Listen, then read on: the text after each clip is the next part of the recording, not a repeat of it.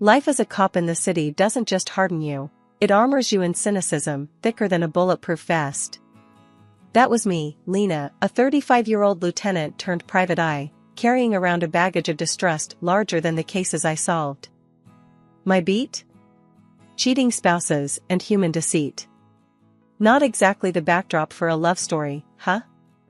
Then came Michael, Mr. Contemporary Art, into my life like a fresh brushstroke on a worn-out canvas. We met at this art show in New York. The place was packed with the kind of people who use words like postmodern and avant-garde without a hint of irony. I was out of my element, feeling more like a fish on a bicycle than a fish in water. Interesting piece, isn't it? That was Michael, breaking the ice as he stood next to me, gazing at what looked like a pile of trash artfully arranged on a pedestal. I glanced at him, then back at the art. If by interesting you mean I've seen better-looking garbage in an alley, then yeah, fascinating. He laughed, a rich, hearty sound that made more than a few heads turn. I'm Michael, he said, extending his hand. Lena. And before you ask, no, I don't get modern art. I'm just here to support a friend. That's refreshing. Most people here pretend to see things that aren't there. Ah, so you're an art truther? Our banter flowed effortlessly, and before I knew it, we were grabbing coffee, talking about everything and nothing. Michael was 40, looked like he stepped out of a GQ magazine, and had the manners of a bygone era. Fast forward 6 months, and I'm head over heels, living in a whirlwind romance that felt too good to be true. Michael had this old-world charm about him, reading me poetry, taking me to the most exquisite exhibitions, and treating me like I was the only woman in the world. One evening, in the middle of Central Park under a canopy of stars, Michael went down on one knee. Lena, will you marry me? I didn't even hesitate. Yes. Hell yes. The engagement was a blur of happiness. I found myself daydreaming about a future filled with love, kids, and laughter. But you know what they say about things too good to be true. My first reality check came in the form of Michael's mother, Evelyn. She was the ice queen incarnate, scrutinizing me with a look that could curdle milk. So, you're a detective. Isn't that a bit unladylike? She asked during our first dinner together. Depends on what century your definition of ladylike comes from, I shot back, not missing a beat. Michael gave me a tight smile, but I could see the warning in his eyes. Lena's one of the best detectives in the city, Mom. Evelyn sniffed. I suppose that's one way to meet men. I clenched my jaw, forcing a smile. And here I thought it was to stop crime and serve justice. Silly me. Dinner passed in a tense truce, with Michael playing peacemaker. As we left, he squeezed my hand. She'll come around, Lena. Give it time. Evelyn's visits were frequent, each one a little inspection tour of our life. It was a Tuesday evening, barely 2 weeks into our marriage, when she dropped by unannounced, her arrival heralding a chill in the air. Lena, darling, she began, her voice dripping with a condescension so thick you could cut it with a knife. I see you're still clinging to your little job. I had hoped marriage would have made a proper lady out of you. I was chopping vegetables for dinner, the knife in my hand suddenly feeling very appealing for reasons other than cooking. Evelyn, where I come from, we call this making a living. You should try it sometime instead of living off others. Her lips tightened, but she maintained her composure. Michael was raised with certain expectations. It's not too late to choose a more respectable profession. Something less masculine. Respectable? You mean like being a professional busybody? I retorted, not bothering to mask the bite in my voice. No thanks, I'll stick to catching cheaters and liars. Speaking of which, how's your bridge club going? Michael walked in just then, his timing as impeccable as ever. What's going on here? He asked, looking from me to his mother. Your wife was just explaining her career choice to me. It seems I've underestimated the thrill of working with criminals, Evelyn said, her tone saccharine. Michael sighed, rubbing the bridge of his nose. Mom, Lena's job is important to her. It's who she is. And Lena, He turned to me, a pleading look in his eyes.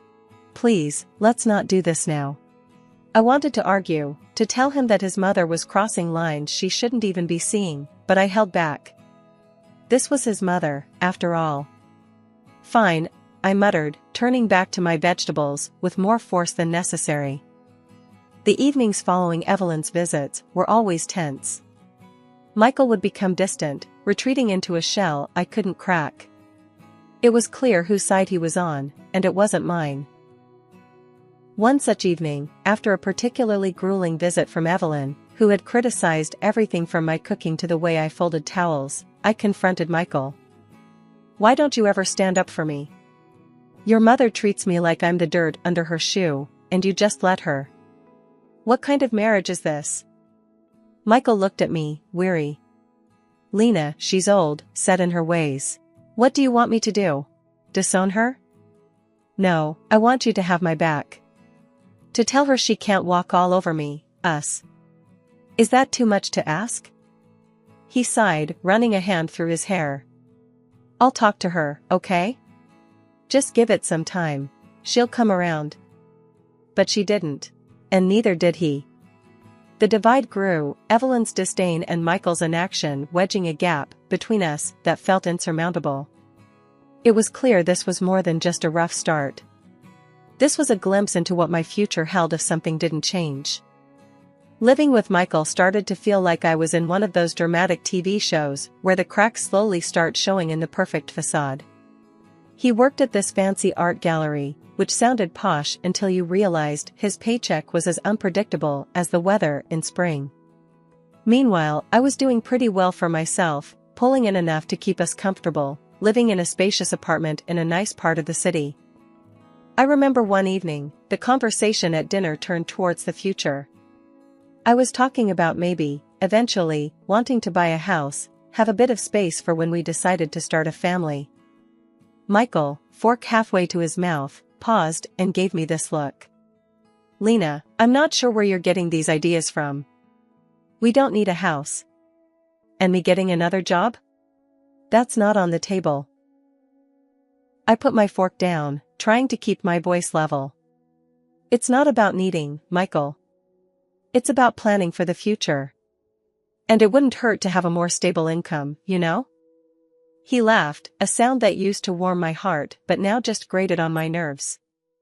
You and your obsession with money. It's always about the bottom line with you, isn't it? Money isn't everything, Lena.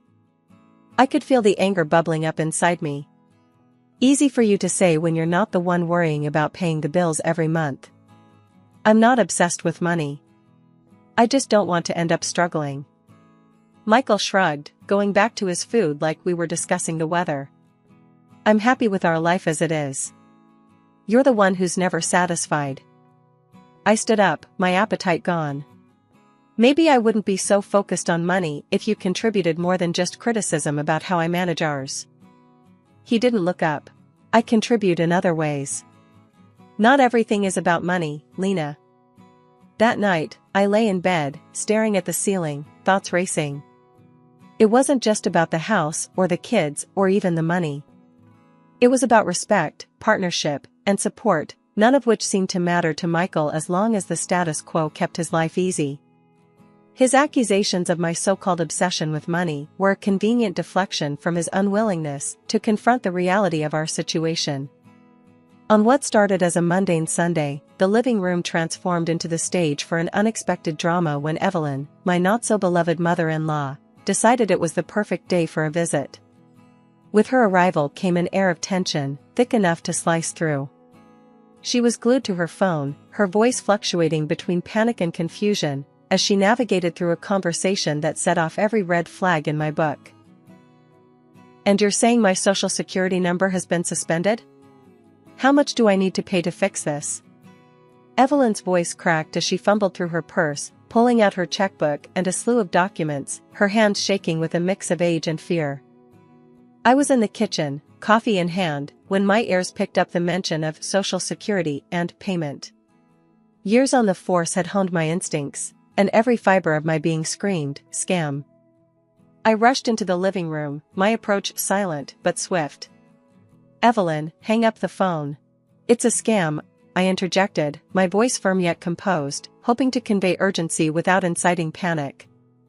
She whipped around, eyes wide with shock and offense. I beg your pardon. I'm handling this, Lena. There's no need for your intrusion. But before she could continue her protest, I reached out, my hand clamping down on the phone, and ended the call with a decisive click. The room fell into a stunned silence, the air thick with tension. Evelyn recoiled as if I had slapped her, her face contorting into an expression of fury and disbelief.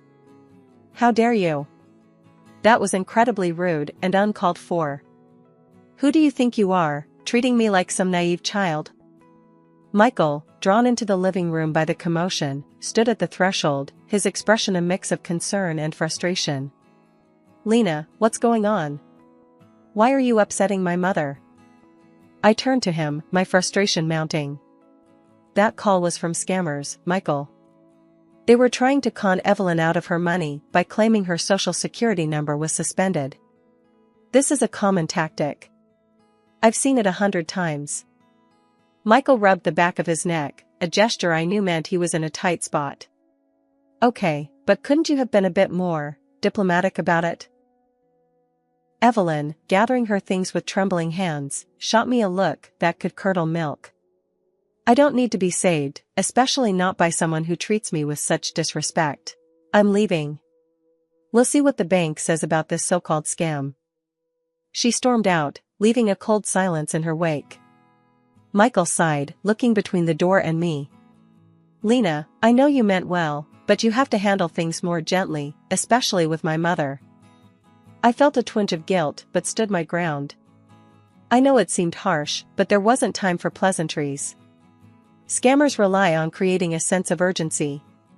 Hesitation could have cost her dearly. The next day, curiosity and a hint of guilt nudged me to call Evelyn. The phone rang 3 times before she answered, her voice cold and clipped. What do you want, Lena? I just wanted to check in after yesterday. Did you talk to the bank about the call? There was a pause, and when she spoke, her voice was laced with reluctant admission. Yes, I did. They confirmed it was a scam. But that doesn't change how you handled the situation. You were rude and aggressive. I pinched the bridge of my nose, a headache brewing at the edge of my temples. I'm sorry if I came across that way. I was just trying to protect you from getting scammed. These people are professional liars, and they're very good at what they do. Her response was a scoff, tinged with a begrudging sort of gratitude. Well, I suppose I should thank you for preventing a mistake. But don't think this means I approve of your methods or your attitude. Goodbye, Lena. The chill between Michael and me had settled in deep, turning our home into more of a frosty standoff than a warm haven. I clung to the hope that his upcoming birthday might thaw the ice, a chance to fan the dying embers of our relationship. Dreaming of a weekend filled with just the two of us, I planned every detail, hoping to rekindle what was once there. But as fate, or rather, Evelyn, would have it, she bulldozed through my plans with her own agenda, setting up a grand dinner at her mansion on a weekday, of all times. Knowing my schedule was jam-packed, it felt like a deliberate jab. I pleaded with her over the phone. Can't we just push it to Saturday? I'm swamped at work, Evelyn. Her voice was a mix of honey and ice. No, dear. This is when it's happening. Michael shouldn't have to adjust his birthday around your occupations. Biting back frustration, I found myself confiding in my boss, the only person who seemed to get it. He's seen enough deceit and betrayal to fill a noir novel, yet he understood the importance of this gesture. Go, he urged, with a knowing look. Do what you need to do. Arriving at Evelyn's, the party was in full swing, a spectacle of faux merriment. Evelyn spotted me like a shark senses blood, her smile tight as she hastily whispered something to Michael.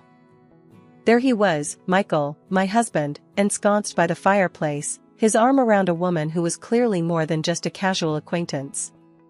My heart twisted, but I steeled myself and approached. Michael, aren't you going to introduce me? I asked, injecting a calm I didn't feel into my voice. He jerked like he'd been electrocuted, his eyes wide. "Ah, Lena, this is Aisha from the gallery," he mumbled, then turned to her. "And this is, Lena, a relative." The room might as well have spun. "A relative? Seriously, Michael? Your wife, remember?" I couldn't keep the incredulity and anger from my voice, the words echoing louder than intended. A hush fell over the room, all eyes on us. Michael's face reddened, a mixture of embarrassment and irritation flashing across his features. "You know, a real wife would have made her husband's birthday a priority," he retorted sharply, turning away as if dismissing me from his presence. Before I could recover, Evelyn slithered over, her voice dripping with disdain. "You see, Lena, you just don't fit in here. Michael needs someone supportive, like Aisha, not, whatever this is." Her words were a slap, each one designed to cut. "I think it's best if you leave. You're clearly not wanted here," she hissed, gesturing towards the door as if banishing me from my own life. "You know what, Evelyn? Maybe you're right. Maybe I don't belong in a family that thrives on lies and deception." With dignity I barely felt, I walked out, the silence of the night wrapping around me like a cold embrace. After the debacle at Michael's birthday and the cold truth that followed, I knew I needed solid proof if I was going to end this marriage on my terms. The thought of tailing Michael myself was too much. I'm used to digging up dirt on strangers, not the man I once thought I'd grow old with. So, I turned to Dave, a colleague of mine with a knack for uncovering the most discreet affairs. "Hey, Dave, I need a favor," I said, trying to keep my voice steady over the phone. "Anything for you. What's up?" His reply was immediate, the loyalty in his voice a small comfort in my storm of betrayal. "It's Michael. I know he's seeing someone. I need evidence," I confessed, feeling a mix of relief and dread admitting it out loud. "Say no more. I'll handle it discreetly. You'll have what you need in no time," Dave assured me, his confidence soothing some of my anxiety. True to his word, Dave delivered. Photos, audio clips, the works. It was damning. The woman, Aisha, was indeed more than just a colleague. Worse, she was here illegally, looking for a quick marriage to secure her status. She was also a fraud. Part of me wanted to confront Michael, to throw the evidence in his face and watch him squirm. But then I remembered the condescending remarks, his dismissive attitude, and that smug look he always had. No, he didn't deserve my concern or my help. Filing for divorce felt like ripping off a band-aid on a wound that had been festering for too long. I demanded financial compensation for his betrayal. It was the least he could do after everything. The fallout was explosive. Evelyn, ever the dragon lady, took his side, painting me as the villain. But I stood my ground, fueled by the evidence and the injustice of their accusations. The ink on the divorce papers wasn't just dry, it was a testament to a new chapter one was desperate to write for myself. Opening my own detective agency wasn't just a dream come true, it was a rebirth, a new dawn from the ashes of my past life with Michael. The agency quickly gained a reputation for discretion and effectiveness, a reflection of the lessons learned from my personal saga. One day, as the sun poured into my new office, illuminating the framed license on the wall, Jessie, my right-hand woman and friend, popped her head in. "Boss lady, you've got a minute? We've got a potential big case. A woman suspecting her husband of having an affair. Wants the full works, surveillance, photos, the lot." I couldn't help but smile at the irony. "Sounds like our bread and butter. Do we have details?" Jessie nodded, laying the file on my desk. "Yeah, but there's a catch. She's got a tight budget. Really tight." I thought about it for a moment. This was my chance to pay it forward, to help someone who was possibly in the same boat I'd been in not so long ago. Tell her we'll work with her budget. And Jess, let's make sure we're thorough. I know too well what it's like being on the other side of this conversation. Jessie's grin was wide. "Knew you'd say that. You're a good person, you know that?" "Try telling that to my ex," I quipped, but the jest didn't reach my eyes. The case was as straightforward as it gets in our line of work. Infidelity, secrets, and lies, a pattern I'd become all too familiar with. But with each case we closed, I felt a piece of myself heal, a validation of my decision to start anew. One morning, as the city was slowly waking up, an elderly lady stormed into my office, her frustration palpable. She was ranting to my receptionist about her son's wife who had apparently vanished with a considerable amount of money, leaving them in financial ruin. She insisted on speaking with the owner, mentioning something about needing a payment plan. Curious, I decided to meet her myself. Imagine my surprise when I came face to face with Evelyn, my former mother-in-law. The shock in her eyes mirrored mine, but embarrassment quickly took over her features. "I run this agency, Evelyn. How can I help?" I managed to say, my voice steady despite the turmoil inside. Recognition dawned on her, followed by a flicker of shame. But, true to form, she recovered quickly, her desperation making her bold. "Lena, you have to help me find her, the woman who ran off with my son's money. Michael's in shambles. Do it for family's sake, without charge." The audacity of her request left me speechless for a moment. The same woman who sided with Michael without a second thought now stood in my office, asking for a favor as if the past had never happened. "Evelyn, first, we're not family. Second, I run a business, not a charity for wayward ex-in-laws," I responded, my tone firm. The irony of the situation wasn't lost on me, but I wasn't about to let old wounds dictate my decisions. "But Lena, after everything, can't you do this one thing? It's the least you could do," she pressed, her voice a mix of plea and demand. I couldn't help but laugh, albeit bitterly. "The least I could do? Evelyn, after your son cheated on me, you expected me to just forgive and forget? I suggest you go to the police. They're better equipped to handle missing persons and fraud." She stood there, flabbergasted, as if the thought of me refusing her had never crossed her mind. "But Lena..." "No, Evelyn. I learned a valuable lesson from Michael and from you, never to trust scammers and liars. It's time you learned the same," I interrupted, my decision final.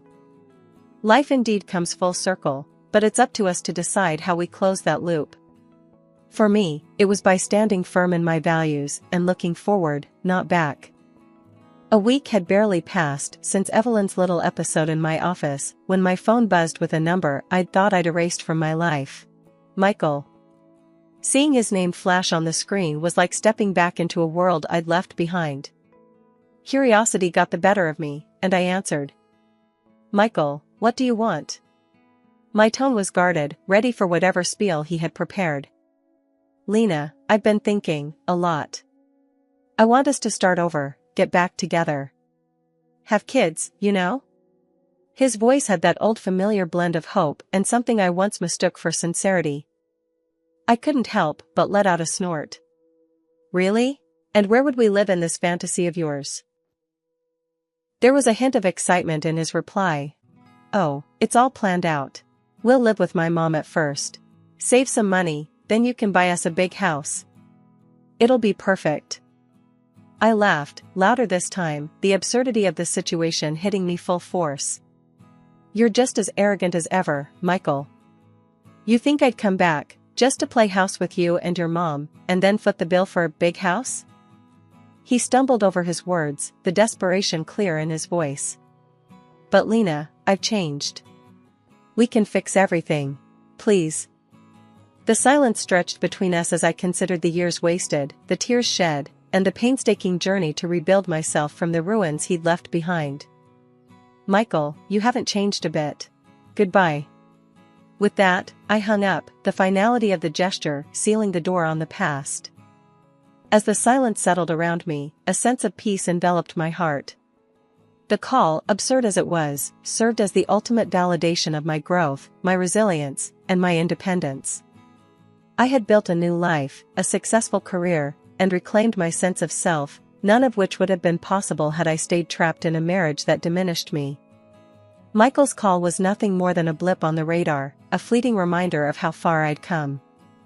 The future stretched out before me, bright and filled with promise, a blank canvas ready to be painted with new dreams, new challenges, and new achievements. As I turned my attention back to the work that had given me purpose and a sense of belonging, I knew that whatever came next, I was ready. After all, the best revenge is living well, and I intended to do just that.